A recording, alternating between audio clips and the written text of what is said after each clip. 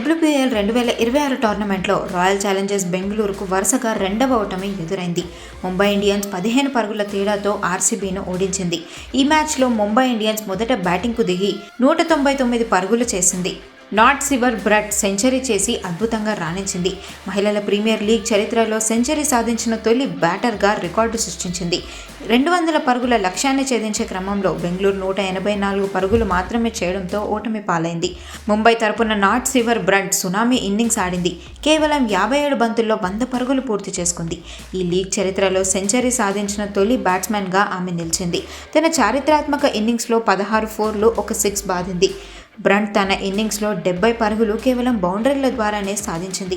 Royal Challengers Bengaluru జట్టు కేవలం 35 పరుగులకే సగం వికెట్లను కోల్పోయి కష్టాల్లో పడింది. ఆ సమయంలో wicket keeper cum batsmen Richa Ghosh 50 బంతుల్లో 90 పరుగులతో తుఫాన్ ఇన్నింగ్స్ ఆడింది. కానీ బెంగళూరు జట్టుకు విజయాన్ని మాత్రం అందించలేకపోయింది.